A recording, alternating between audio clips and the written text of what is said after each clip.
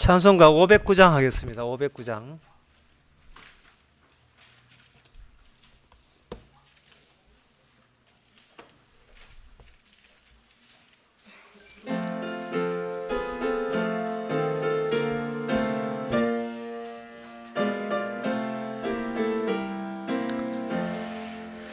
거친 세상에서 실패하거든 그 손목 자국 만져라. 고된 일 하다가 힘을 얻으리 그 손목 자국 만져라. 그 손목 자국 만져라. 그 손목 자국 만져라. 주가 널 지키며 인도하시리. 그 손목 자국 만져라. 너가 어둠 속을 걸어갈 때에 그 손목 자국 만져라. 주가 참 평안을 내게 주시리. 그 손목 자국 만져라. 그 손목 자국 만져라. 그 손목 자국 만져라. 주가 널 지키며 인도하시리. 그 손목 자국 만져라. 너가 부활의 주 따라가려면 그 손목 자국 만져라. 너가 주 안에서 길이 살리라. 그 손목 자국 만져라. 그 손목 자국 만져라. 그 손목 자국 만져라. 주가 널 지키며 인도하시리. 그 손목 자국 만져라. 내 죄악의 짐 무거울 때에 그 손목 자국 만져라. 마음 물려서 주를 모셔라. 그 손목 자국 만져라. 그 손목 자국 만져라. 그 손목 자국 만져라. 주가 널 지키며 인도하시리. 그 손목 자국 만져라. 4절 다시 합시다. 너의 죄악의 짐 무거울 때에 그 손목 자국 만져라. 마음 물려서 홀을 솟여라. 그 손목 자국 만져라. 그 손목 자국 만져라. 그 손목 자국 만져라. 주가 널 지키며 인도하시리. 그 손목 자국 만져라. 다 같이 묵도하심으로 오후 예배를 함께 드리겠습니다.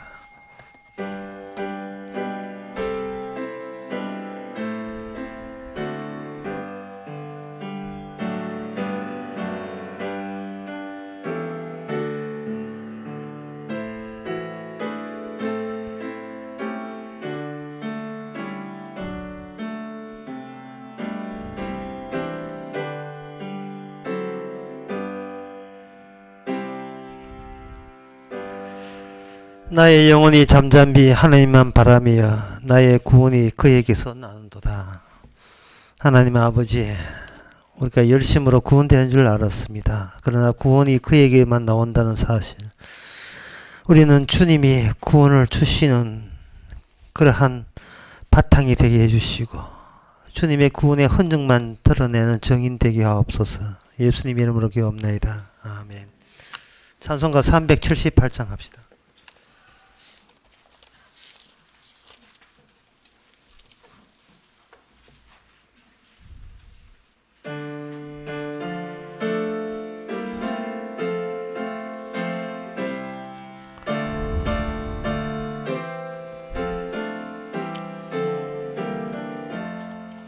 이전에 주님을 내가 몰라 영광의 주님을 비판했다. 지극한 그 은혜 내게 넘쳐 날 불러주시니 고마워하라. 나 받은 달란트 얼마른가 나 힘써 그것을 남기어서 갑절로 주님께 바치오면 충성된 종이라 상 주시리. 천하고 무능한 나에게도 귀중한 직분을 맡기셨다. 그 은혜 고맙고 고마워라. 이 생명 바쳐서 충성하리. 내 하는 일들이 하도 적어 큰 열매 눈앞에 안 베여도 주님께 죽도록 충성하며 생명의 면류관 얻으리라. 이 시간 우리 한 마음으로 기도합시다. 기도 제목은 우리에게 주어진 모든 것이 당연하게 우리가 훌륭하기 때문에 당연하게 주어진 것이 아니고 모든 것이 그냥 주께서 거저 주신 베풀어 주신 것임을 우리가 잊지 말고자 기도해야 됩니다.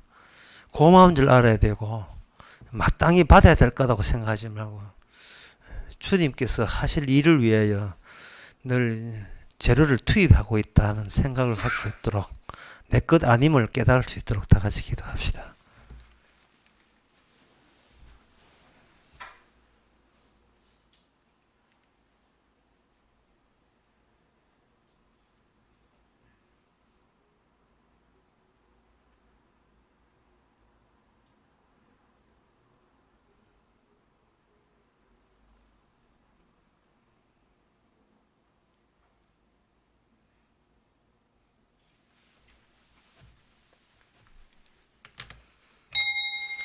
하나님 아버지, 오늘을 보장하지 않더라도 되는데 오늘 보장해 주시고 말씀을 몰라도 되고 복음을 몰라도 되는데 알게 해 주시고 이것이 우리를 위함이 아니고 주님 자신의 위함인 것을 우리로 하여금 이제야 알게 해 주시고 남은 우리의 인생이 주님께서 자신의 소원대로 이끌어가는 것을 또한 알게 해주시니 감사합니다. 주님의 것으로 살게 하옵소서. 예수님의 이름으로 기도합나이다. 아멘.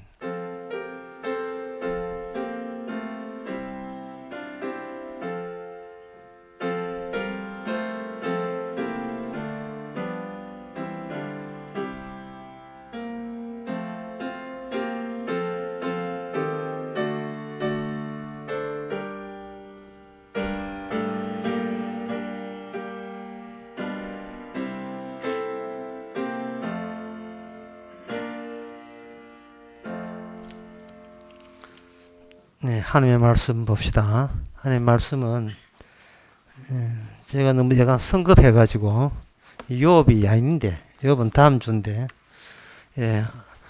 요업했습니다. 여호수아 아직 끝나지 않았습니다. 마지막 남아 있습니다. 여호수아 24장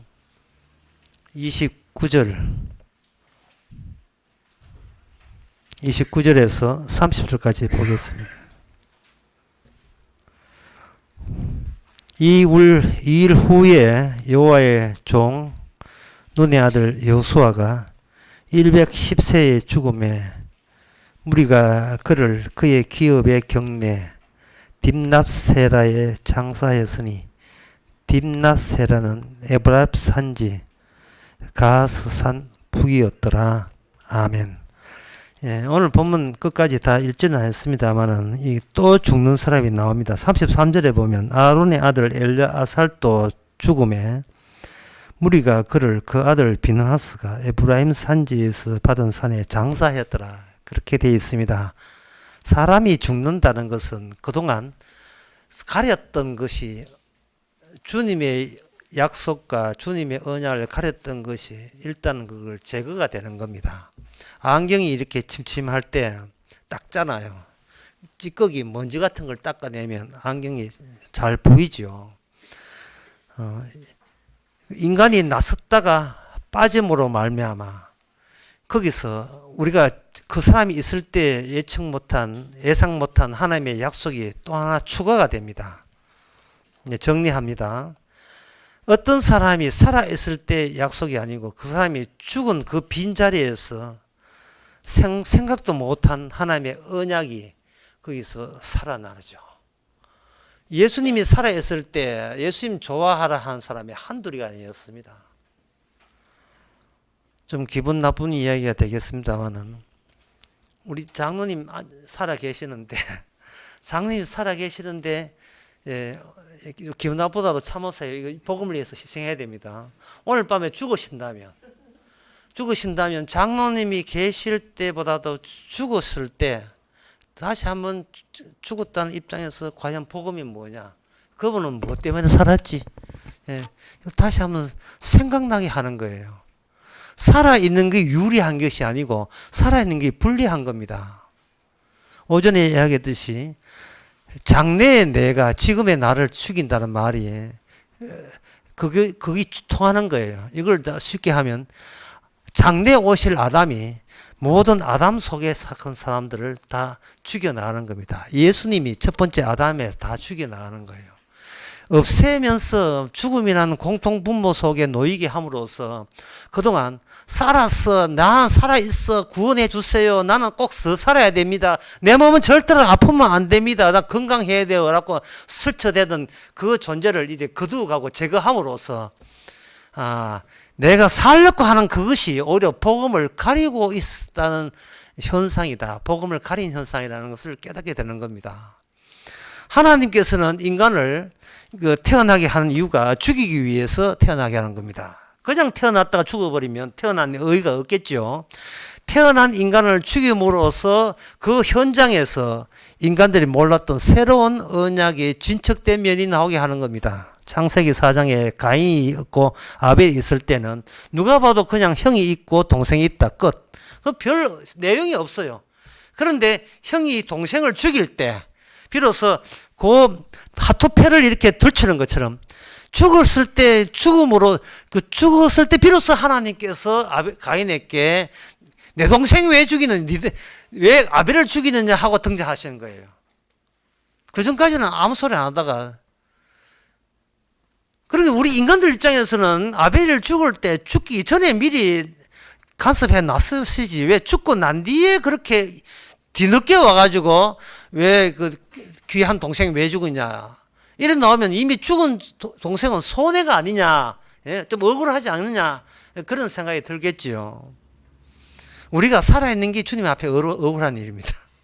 우리가 제거된 순간에 제거되게 하시면서 매일같이 우리가 제거되게 하시면서 우리가 어제 우리가 가렸던 게 뭐며 내일 되면 오늘 내가 가렸던 게 뭐며 조금씩 덜 추워지게 그렇게 되는 거예요. 그래서 우리가 나라고 여기는 것은 떠나야 되는 거예요. 참 섭섭한 이야기지만 내가 나로부터 개종돼야 됩니다. 내가 나로부터 개종돼야 돼요. 다른 종교를 가져야 돼요. 이 내 종교는 죽어 없애는 종교, 나를 죽여 없애는 종교로 탈바꿈 돼야 됩니다. 까멜리아 술집에 여자 주인이 있어요. 까멜리아 이름 모르죠? 여자 주인 이름 모르죠? 모르죠, 까멜리아. 예. 저 포항 근처에 있는데 동백꽃 필 무렵 하는 드라마 이야기입니다. 거기에 공효진이야 까멜리아 술집의 주인공인데 그 사람 그 딸이 그 어릴 때 엄마가 그 딸을 버렸거든요. 뒤늦게 그 딸 버려놓고 질것 다 즐기다가 이제 늙어가지고 지 딸하고 살겠다고 왔습니다. 왔는데 그 대사에서 잘 안 보는데 후딱 보이는 게 보여요. 대사가 뭐라 하냐면은 딸이 하는 말이 엄마 요양원에 가. 엄마 요양원에 가. 젊은 사람들은 이게 옛날 나중 이야기이기 때문에 별로 안 느껴지는데 정말 요양원에 갈 그런 지금 때에 계시는 분들은 자식이 엄마가 지금 자식한테 뭐 계란말이 해주고 뭐 그것은 요리도 해줘요. 같이 이제 잘 배워가지고 딸하고 같이 한번 살아보려고. 그런데 그 주인공 여자가 공효진 하는 말이 엄마는 요양원으로 가. 라고 할 때 그 엄마 심정이 어떻겠습니까? 수십 년 만에 살라고 왔는데 가라는 거예요. 내게 더 이상 필요치 않다는 겁니다. 그래서 그 대사를 보면서 너무나 내가 느낀 게 있어서 교회 이름을 가교회라고 하면 어떻겠냐. 가버리란 말이죠. 예. 네가 얼쩡거리는 것이 교회에 방해되는 거예요. 가버려라. 가라 이 말이죠. 사람이 같이 있을 수 없을 때는 내 쪽에서 차는 법이거든요. 예. 차기 전에 내가 차는 거야. 가라. 네 것은 필요 없어. 우리가 주님과 가까이 한다고 했을 때에 우리의 생각은 뭐냐? 신의 존재를 인정하겠다는 겁니다. 그러나 하나님께서 오늘 본문에 엘르아사를 죽이고 여호수아를 죽일 때 뒤에 남겨놓은 게 있어요. 남겨놓은 게 뭐냐면 좀 어렵더라도 참으시기 바랍니다.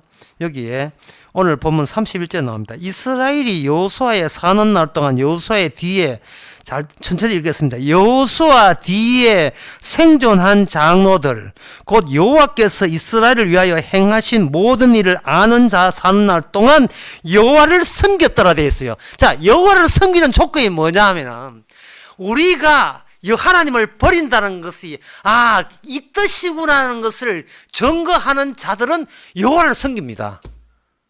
말이 굉장히 어렵고 앞뒤가 모순되죠.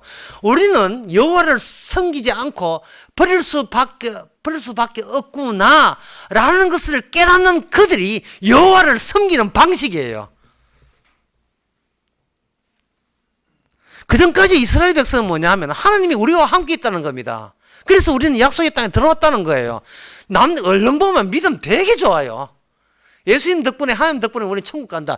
믿음 되게 좋아 보입니다.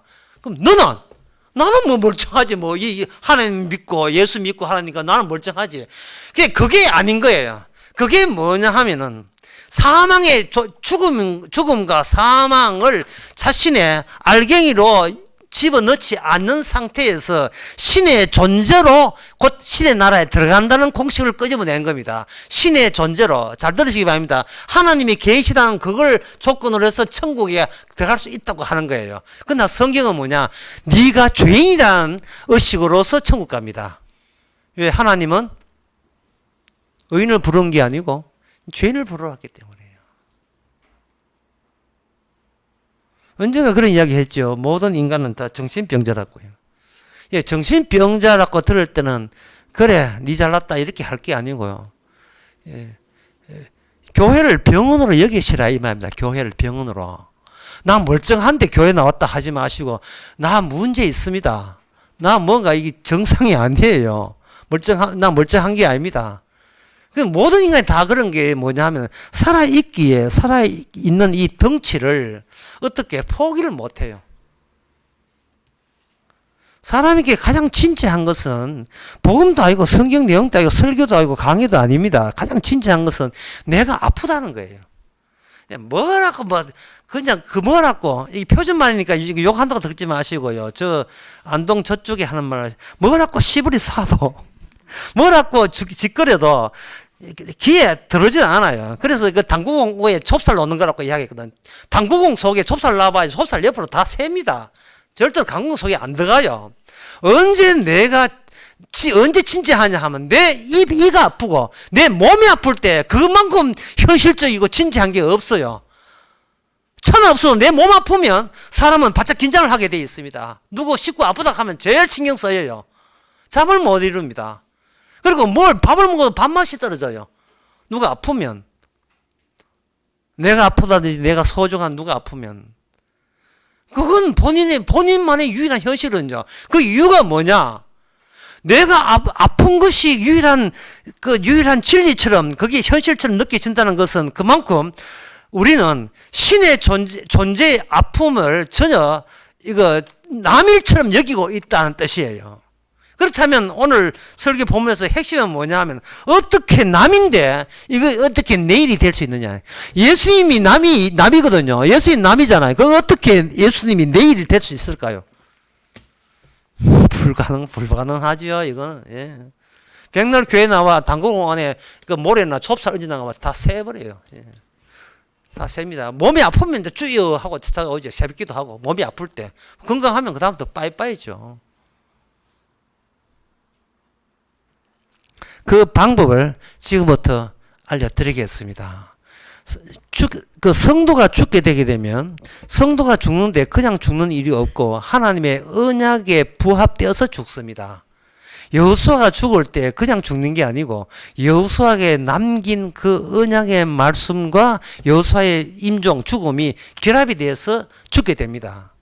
그러면 긴 호수에 집에 정원에 있다면 잔디밭에 호수 물 주기 위해서 잔디를 이렇게 물구멍 하나에 줄 수도 있지만 잔디를 이렇게 호수를 깔아놓고 거기에다가 긴 호수에다 구멍을 세세하게 다 뚫어요. 허리띠처럼 다 찔러놓고 그 다음에 수돗물 크게 되면 그 구멍마다 그 물이 다 새 나오겠죠. 구멍마다. 하나님께서 언약을 진척시키면서 전개시키면서 계속 죽는 사건을 구멍을 남깁니다. 그럼 구멍 속에서 그 성도의 죽음 속에서 뭐를 보여주냐 하면은 왜 죽어야 되는가 이유가 나오죠. 아까 다시 말씀드리겠습니다. 신이라 하는 것은 신의 존재를 인정한다고 신의 나라에 가는 게 아니고 인간이 자기 죄인 것을 알아야 천국에 간다 했죠. 그 죄를 안다는 것은 죽음 마땅함을 아는 거거든요. 근데 인간이 살아있는 이상 절대로 자기를 죽음 마땅하다고 그걸 수용하지 않습니다. 어떻게든 살아보려고 해서 이게 인간의 타고난 본성이기 때문에 말릴 수는 없어요. 그런데 그 선배되는 사람들이 계속 죽어가면서 그냥 죽는 것이 아니고 언약의 속성을 뿜어내면서 계속 호수를 통해서 죽음과 더불어서 언약이 계속 발전된 모습을 보이거든요. 네, 그렇게 되려면 여호수아나 엘리야사나 이런 사람들은 이렇게 쉽게 하면 좋습니다. 그들은 자기를 위해서 하나님이 계신 것이 아니고 주님이 주신 사명을 위해서 그들은 적절한 때에 타이밍 맞춰서 죽어야 된다라고 이야기할 수 있습니다. 이런 이야기를 더 쉽게 예를 들게 되면 이렇습니다. 인간이 과연 통일까? 예. 빈통이든 꽉 찬 통이든 통으로 되어 있는 게 아니다는 거죠. 안중근 의사 전에 이야기한 적이 있는데 안중근 의사의 오류는 뭐냐? 본인을 통으로 생각했습니다. 하나의 바켓스카는 통으로 생각해서 그 안에 뭘 담았느냐? 조국은 우리 나라는 일제로부터 해방된다는 명분을 그 통에 담은 거예요. 그 통에다가 밑바닥이 닫혀 있으면 계속 담을 게 나와요. 그렇다면 평범한 엄마, 아빠 이런 사람들은 보통 가정이 평범한 사람들은 왜 삽니까? 물어보면 나는 내 자식을 위해서 나는 어떤 고생을 해도 나는 살아남아야 된다는 명분이 그 통 속에 담기게 되는 겁니다. 통 속에. 어떤 애가 내 자식인데 키가 안 들려서 참 아빠는 떠나고 내하고 지 아들하고 둘 남았는데 내가 죽을까 생각하더라도 걔가 머리가 장애자 돼가지고 내 죽으면 자 못 산다 싶어서 내가 무슨 짓을 해도 제 그 장애자 제 인간 살리기 위해서 나는 어떤 짓을 다 했습니다 라고 이제 방송에 나와서 그런 이야기를 했거든요. 그게 뭐냐 하면 그 나름대로의 명분이에요. 여러분 명분은 뭡니까? 저는 명분이 있는 것 자체가 인간의 가장 치명적인 오류라고 봅니다. 인간은 명분이 있으면 안 돼요. 안중근이가 그것 때문에 저는 그거는 옳지 않다고 보는 겁니다. 그러면 통처럼 밑바닥에 있으면 안 되면 어떻게 하느냐? 긴 파이프를 가지고 톱을 가지고 한 대목을 썰어버려요. 앞에 썰고 뒤에 썰어버리면 이건 하나의 마디가 되는 거죠. 훤하게 보여야 되는 거예요. 이게 통으로 되어 있다는 것은 뭐로 꽉 차 있다는 뜻이고, 꽉 차 있는 이것을 전부 다 주변으로 내보내봅니다. 그러면 텅텅 비겠지요. 비면 그동안 내가 중요했다고 여겼던 거, 내게 명분이 여겼다는 것은 하나의 주변으로 전부 다 물러가 있고, 안에는 뻥하게 뚫리는 겁니다. 이래 보이면 다 보이죠. 이 보인다는 말은 시작과 동시에 내 죽음이 다 보이는 거예요. 그러면 시작과 죽음이 보이면 어떤 망원경처럼 보인다면 그 주변의 테두리를 차지하는 이건 뭐냐? 이게 바로 빈 껍데기 같은 내 인생이 되는 겁니다.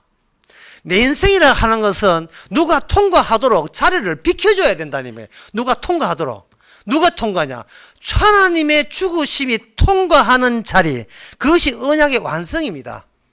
죽으심이 피가 통과함으로써 주변에 있는 나의 가치, 나의 명분은 그 피의 가치에 의하면 이거는 오히려 방해물이 될 보이고 아무것도 아니라는 점을 부각하는 겁니다. 처음에 제가 이야기했잖아요. 사람이 자꾸 살아있는 것 자체가 언약을 방해한다고요. 살아있기 때문에 자꾸 툭툭 막혀버리면 많은 겁니다.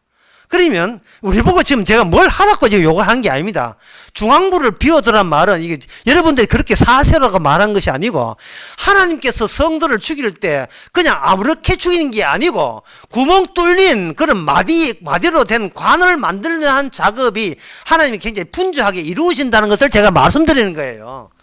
그리고 그 죽음에 대해서 지금 여호수아의 죽음과 그 엘리아살의 죽음을 언급한 겁니다. 자, 그 다음 문제. 그러면 여호수아는 죽는 게 무슨 뜻으로 죽고 엘리야사는 죽는 것은 무슨 뜻으로 무슨 취지로 죽느냐? 여호수아는 왕의 입장입니다. 지도자의 입장이에요. 그것은 바로 민수기 23장 21절에 나옵니다. 여호와께서 야곱의 허물을 보지 아니하시면 이스라엘의 폐역을 보지 아니하는도다. 여호와 그의 하나님이 그와 함께 계시니, 그 다음에 왕을 부르는 소리가 그 중에 있도다. 왕을 부르는 소리가 그 중에 있도다.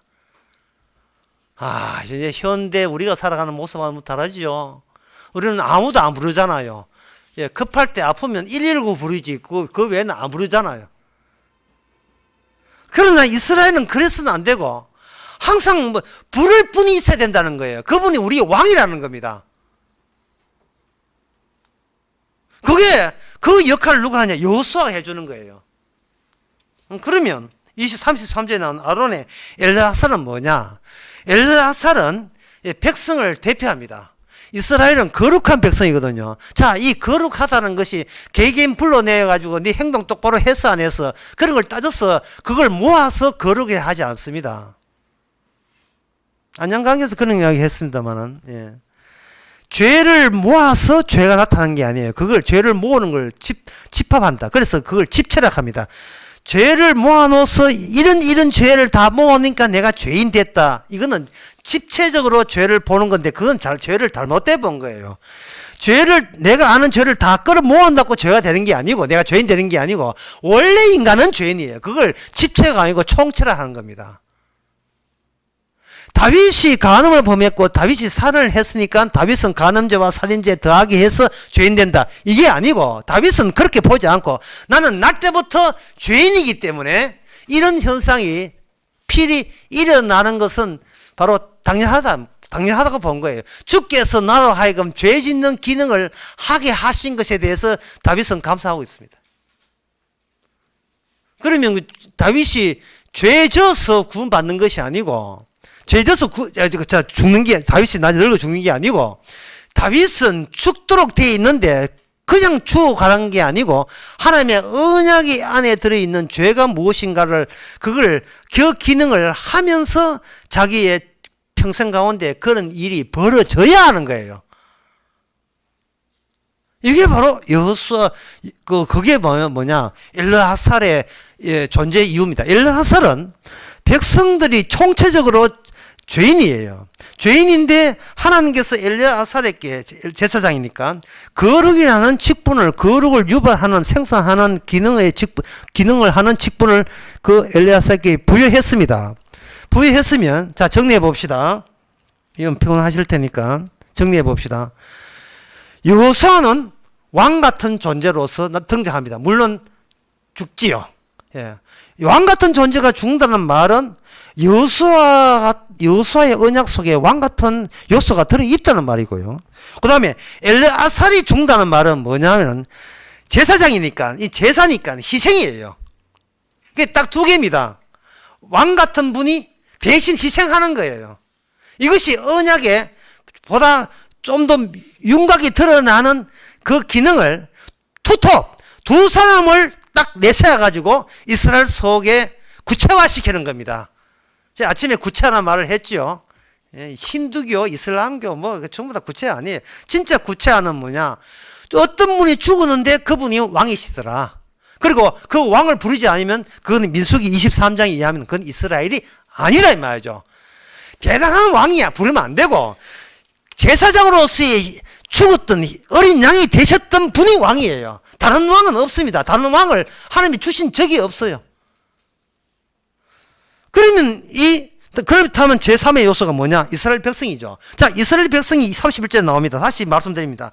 이스라엘이 여호수아가 사는 날 동안에 여호수아 뒤에 생존한 장로들, 여호수아는 죽고 그 다음에 생존했던 그 장로들은 뭐를 깨닫느냐 하면은, 여호수아라는 왕 같은 그 기능과 그리고 엘르아살라는 그 제사장, 거룩한 제사장의 기능으로 말미암아 그것이 주님의 속성이 우리에게 계속 나타나려면 우리는 결국 우리가 실패자면, 우리 스스로 단독적으로는 실패할 수밖에 없으면, 우리 힘으로서는 그분들이 주신 언약 아니면 우리는 구제될 가능성은 전무하다 없다는 것을 깨달을 때 그것이 여호와를 섬기는 방식입니다.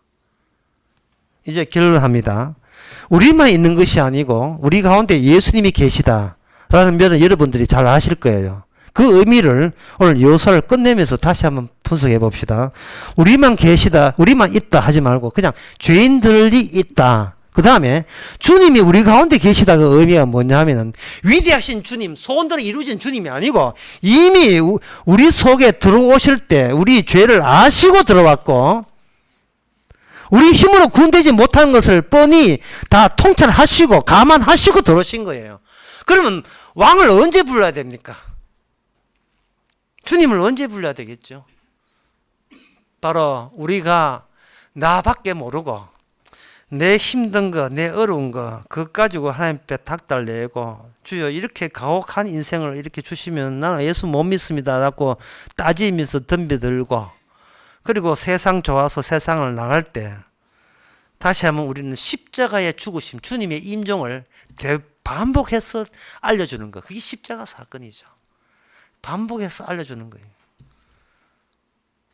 내가 뭔가 주님과 더불어 있다고 얘기했던데 다시 헤헤거리면서 나는 주님 먹고 이런 이익을 얻었다고 얘기했고, 그리고 그것이 바로 내가 구원받는 이유가 맞아, 나 구원받은 사람 맞다고 자부할 때 다시 새로운 앙상블, 새로운 연합과 조합을 위해서 주님께서는 죽으심을 또다시 우리에게 깨닫게 해서 바로 네 스스로 선다는 것은 아주 왕을 부르지 않는 태도에 불과하다는 겁니다.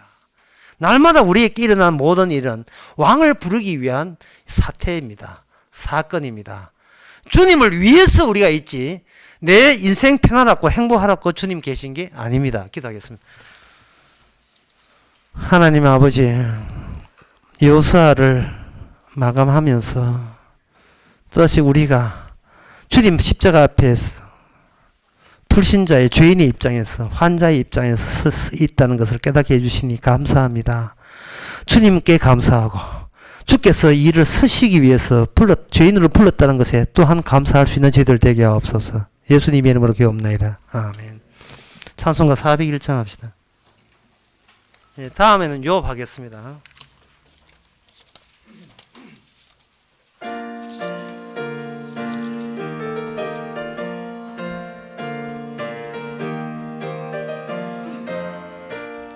천성을 향해 가는 성도들아, 앞길의 장애를 두려 말아라. 성령이 너를 인도하시리니 왜 지체를 하고 있느냐. 앞으로 천성을 향해 나가세. 천성문만 바라고 나가세. 모든 천사 너희를 영접하려 문 앞에 기다려서 있네. 너 가는 길을 누가 비웃거든 확실한 증거를 보여주어라. 성령이 친히 감화하여 주사 저들도 참 길을 얻으리. 앞으로 천성을 향해 나가세. 천성문만 바라고 나가세. 모든 천사 너희를 영접하려 문 앞에 기다려서 있네. 너 가는 길을 모두 가기 전에 내 손에 등금을 꽂지 말아라. 저마귀 흉계 모두 깨뜨리고 끝까지 살 싸워 이겨라. 앞으로 천성을 향해 나가세. 천성문만 바라고 나가세.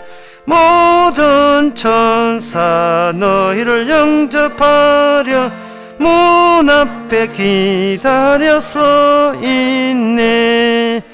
아멘. 기도합시다. 지금은 우리 주 예수 그리스도 은혜와 하나님의 크신 사랑과 성령의 충만하심이 어떤 일이 있더라도 늘 주님의 십자가 훤히 보이는, 통로가 훤히 열리는 그런 삶을 살고자 원하는 모든 성도에게 주의 이름으로 축원하나이다.